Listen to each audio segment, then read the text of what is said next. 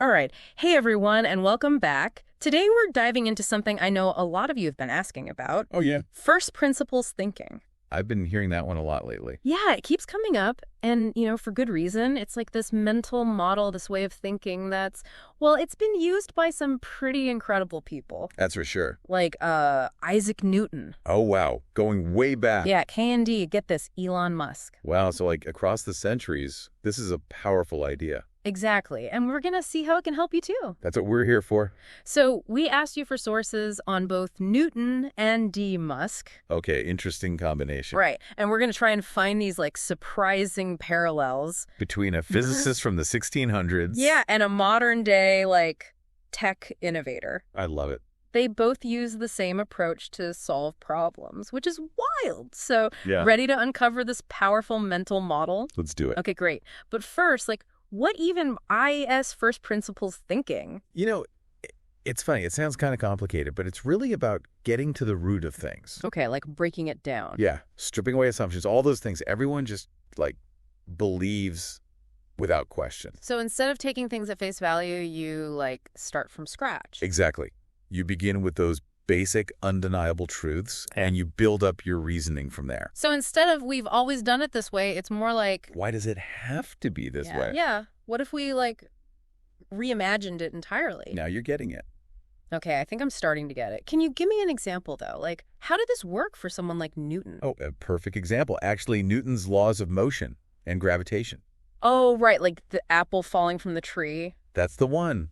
Back then, people had all these theories about why things moved. I bet those theories were pretty out there. Some of them, yeah, not very scientific. Well, they didn't have the tools we do now. Exactly. But, Newton, he wasn't satisfied with just accepting those theories. He was a rebel. Uh-huh. Kind of. He questioned everything. He was so careful, he observed everything around him, breaking things down to the simplest parts. Wow, taking it step by step. He asked things like, what forces are at play here? And how are these objects interacting? Really basic stuff, but no one was asking it. It's like he was rebuilding our understanding of the universe from the ground up. Exactly, and because of that, he uncovered these fundamental truths. Truths that had been hidden for centuries. And think about it, those laws he figured out, they're still true today. Yeah, that's kind of mind-blowing. They affect, everything. From bridges to rockets to, well, pretty much everything. So those fundamental principles, they really are timeless. They really are. Yeah. And that's actually where we see this crazy connection to Elon Musk. Musk. Okay, yeah, that's a jump. Right. But he's like a modern-day Newton in a lot of ways. I mean, he's definitely an innovator. Big time. Yeah. And our sources really show how Musk embodies this first principles thinking. Oh, yeah. Tell me more. We'll take SpaceX, for example. Okay, space travel, that's a good one. When he started, everyone was like, space travel? That's ridiculously expensive. Something only governments and billionaires can afford. Right. It seemed impossible for, normal people. Totally. And incredibly complex, with all these established players. Like a total boys club. Yeah, exactly. And these insane costs. Yeah. But Musk, he didn't buy it. He just, ignored all that. He looked at the problem with fresh eyes. Yeah. Through this first principles lens. Okay, so how did that work, practically? He asked, what's the bare minimum for a rocket? What does it actually need to have? Right, the raw materials, how much do they really cost? Mm-hmm. And guess what he found? What? The actual materials. A tiny fraction of the total costs. Seriously, so it was all the other stuff. All the inefficiencies and this assumption that rockets had to be disposable. Oh, right, use it once and then poof, it's gone. Exactly. And that's when Musk had his light bulb moment. He was like, wait a minute. Yeah. He was like, why not reuse rockets? And boom, SpaceX was born. And they basically turned the space industry upside down. All because he went back to those basic principles. It's so simple, but so powerful. And it's not just about saving money either. Reusing rockets is huge for the environment. Oh, yeah, way less waste. Exactly. So space exploration becomes more sustainable. Wow, so this one idea has all these ripple effects. That's the thing about first principles thinking. It can change everything. Okay, so we've got Newton, we've got Musk, both using this to, change the world. Pretty impressive, right? But here's the thing I'm wondering. What's that? Do you have to be a genius to do this? Like, can our listeners, can we actually use this in our own lives? That's the best part. Mm. Absolutely, you don't have to be a genius or a billionaire. Oh, good, because I'm neither of those things. We'll dive into that next. We'll explore how anyone can learn to think like this. Think like Newton, think like Musk. Yeah. Break down those mental barriers. And start applying this to our own lives. I got us. Okay, this is getting good. Stay tuned, folks, because we're about to get practical. Okay, so first principles thinking. It's great for changing the world and all. Definitely works for those big, groundbreaking things. Right, but what about, like, regular life? You know, for people like us. Oh, absolutely. That's where it gets really interesting. Okay, because I think a lot of people listening might be thinking, yeah, that's great for Newton and Musk, but how does that help me? I get that. And honestly, applying this to your own life can be even more impactful. Okay, I'm intrigued. So where do we even start? Like, what's a common problem people face where this thinking can help? Well, let's say you're feeling stuck in your career. Ooh, yeah, that's a big one. Happens to a lot of us. You're going through the motions, climbing that ladder. But something's missing. Exactly. You're not really fulfilled. You're doing what you should be doing. Chasing those promotions, those fancy titles. But you haven't really stopped to think if it's what you actually want. It's like you're on autopilot, just following the default path. Right, and not questioning if that path actually leads to where you want to go. Okay, so that's the problem. How does first principles thinking help us, like, break out of that? Well, instead of blindly following that traditional path, you take a step back. Pause, breathe. Yeah, exactly.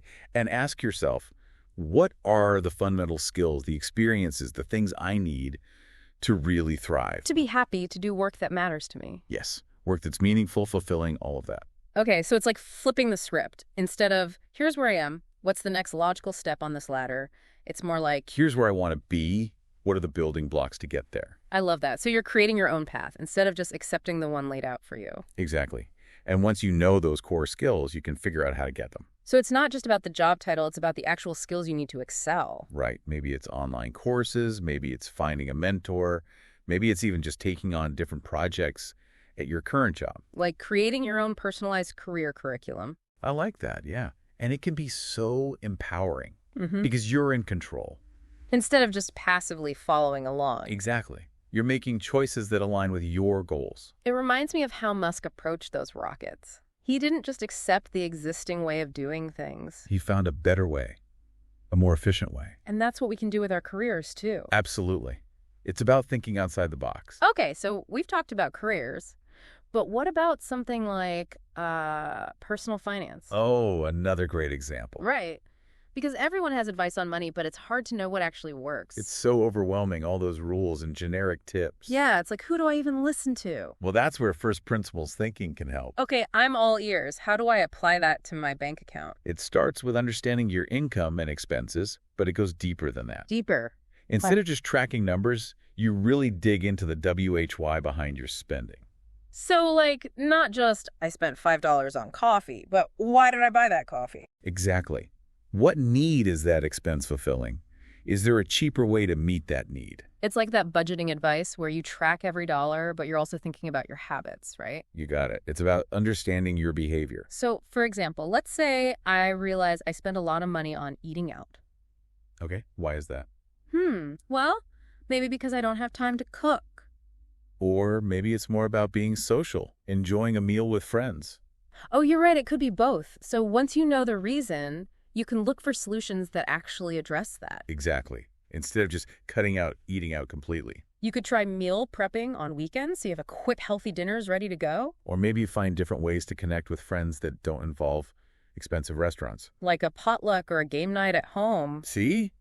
You're finding creative solutions that fit your life. I love this. And I bet this could work for health and wellness too, right? Absolutely. There are so many fads and trends, it's hard to know what's actually good for you. It's like one day coffee's bad, the next day it's a superfood. Exactly. And it's so easy to get caught up in all of that. So how do we use first principles thinking to figure out what actually works for us? You go back to the basics. The fundamental. Right. Eating whole foods, moving your body, getting enough sleep, managing stress. Those things never go out of style. Nope. They're the foundation of good health. And then you can experiment with different approaches to see what fits your lifestyle. Exactly. You find what works for you. So no more forcing yourself into some crazy diet or workout routine that makes you miserable. You find healthy foods you enjoy, activities that are fun. It's about making it sustainable. That's the key. And that's what first principles thinking is all about, empowering yourself to find solutions that work for you. So we've got careers, finances, health. Mhm. I'm starting to see how this could apply to, like, almost anything. It really can. Big problems, small problems. It's a versatile tool. Like a mental Swiss Army knife, ready to tackle any challenge. I like that. So, any other key takeaways we should highlight? Anything our listeners should keep in mind as they try this out? Yes, actually, this is important. First principles thinking isn't about finding the one right answer. It's not. Okay, what is it about then? It's about the journey, you know? It's Yeah. about questioning, experimenting, constantly refining your understanding. So, it's not about being perfect. It's about constantly learning and improving. Now you're getting it. So, it's not like you figure it all out at once and then you're done. Right, it's not a one-time thing. It's more about being willing to try things out and, maybe make some mistakes along the way. Yeah, and learn from those mistakes. Even Yeah. Newton and Musk, they didn't have it all figured out from the beginning. I mean, I guess that makes sense. Even geniuses have to start somewhere. Exactly. They were always testing, experimenting, seeing what worked. And then refining their ideas, making them better. That's the key. It's not about having all the answers. It's about being open to new information. And being willing to change your mind when you learn something new. Exactly. And that's what makes this mental model so powerful. It's like you're always evolving, always adapting. You're not stuck in one way of thinking. You're a lifelong learner. I like that. Always curious, always exploring. This has been awesome. I feel like I've learned so much. Me too. There's always more to discover with first principles thinking. We've only just scratched the surface. But hey, it's a good starting point. Definitely. But before we wrap up, I want to make sure our listeners walk away with something they can actually use. Something practical. Right. So if there was one thing, just one thing they could do today to start using this, what would it be? That's a good question. I would say pick one area of your life where you're feeling stuck. Like a problem they can't seem to solve. Yeah. Could be anything. A project at work, a financial goal, even a bad habit. Something that's really bugging them. Right. And take some time to think about the assumptions you're making in that area. So like the things you just believe to be true without really questioning them. Exactly. Write them down, challenge them. Yeah. Ask yourself, why am I doing things this way? And is there a better way? You got it. And you might be surprised by what you discover. It's like you're breaking free from those invisible chains that have been holding you back. And suddenly, new possibilities open up. That's the beauty of this, right? It helps you see things from a totally different perspective. And it unlocks that creative potential that's inside all of us. I love it. So to everyone listening out there, I challenge you to give this a try. Pick that one problem, apply this thinking, see what happens. Experiment. Don't be afraid to make mistakes. You might be amazed by the breakthroughs you have. And remember, it's a process. It's not about being perfect. It's about being curious, trying new things, and never stopping learning. Couldn't have said it better myself. All right. All right, that's a wrap for this deep dive, folks. It's been a pleasure. Until next time, keep questioning, keep exploring. And keep diving deep. See you all soon.